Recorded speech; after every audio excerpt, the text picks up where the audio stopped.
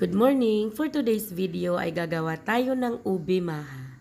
So first time ulit natin tong itatry kasi yung natry pa lang natin ay yung ordinary na maha. So kapares lang po ng procedure ng dati. Kailangan po natin ng 2 pack ng Coco Mama. Pwede kang gumamit ng fresh na gata kung meron sa inyo.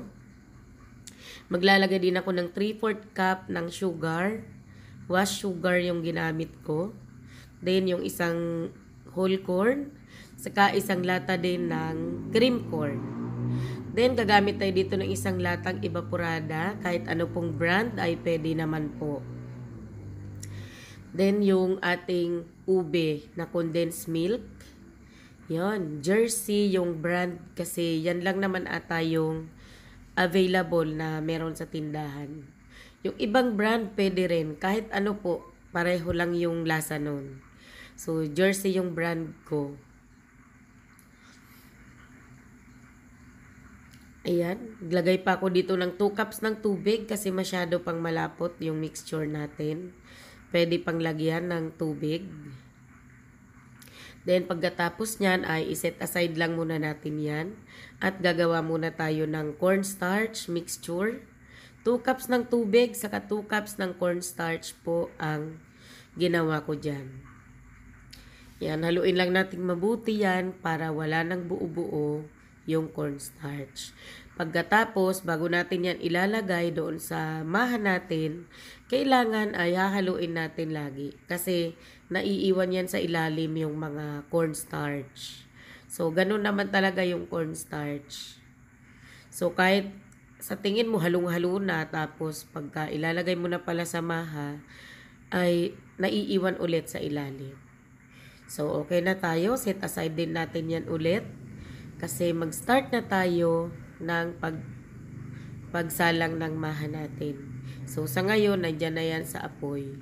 So pag ganito pa lang, nakaka-start pa lang, ay pwede pa po yan sa malakas na apoy. Ayos lang naman. So, ako po bago kumulo yan ay inabot ng 15 minutes. So, di naman kailangan lagi mong haluin kapag di man yan didikit kapag hindi pa nilalagay yung cornstarch. So, pwede mong pabayaan. Ako hinahalo-halo ko pa rin kasi manipis nga yung kawali ko.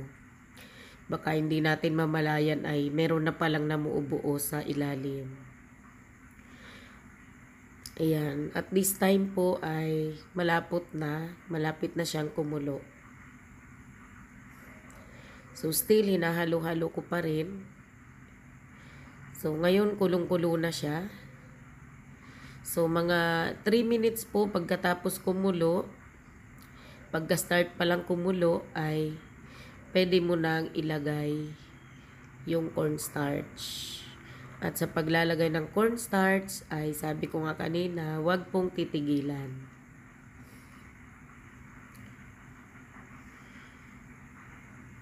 Ayan.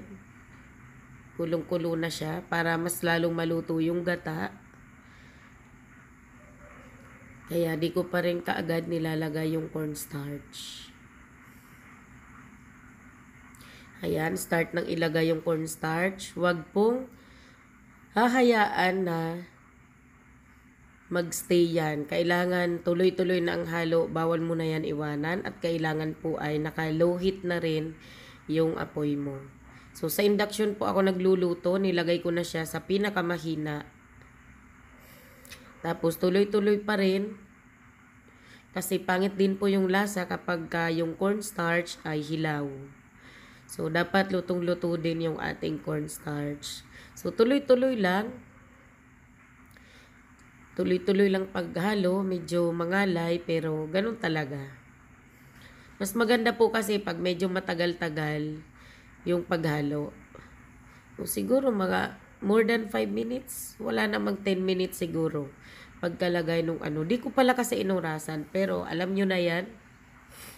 Halos marami naman pong marurunong gumawa ng maha.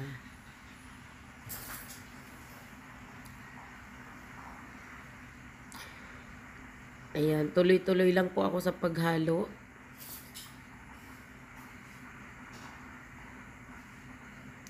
So, maganda naman ngayon kasi hindi siya dumidikit. Nung nakaraan na nagluto ako ng maha, yung ordinary lang, yung original na maha, talagang dumidikit, mayat maya dumidikit sa kawali. So, ngayon maganda yung timing natin ng flame natin, wala pala tong flame, ng heat natin, ng induction. Kasi relax lang, hindi siya hindi siya nagdidikit. So sa ngayon ay tanggalin na natin. I-off na natin ang ating lutuan at isasalin natin yan kaagad bago pa magbuo-buo yan. Ayan, lalagay natin dito sa tray. Baking dish yan actually. Diyan ako nagbe-bake. So, yan. At i-flatten natin siya ng spatula.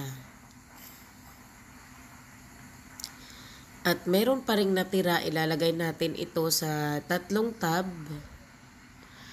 So, yung tab natin ay medyo matangkad. Kalahati lang ilalagay natin kasi masyado nang makapal. So, bali isang rectangular na na baking tray saka 3 tab. So yung tab natin ay medyo mataas na tab. Napuno pa niya yung 3, nalagyan pa niya lahat kasi hindi na naman natin punong-puno.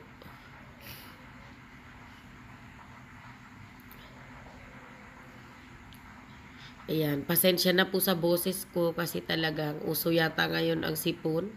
Sinisipon din talaga ako saka inuubo kaya di ako nakapag-vlog nung nakaraan. Ayan, at pagkatapos nga po niyan ay maglalagay tayo ng toppings na cheese.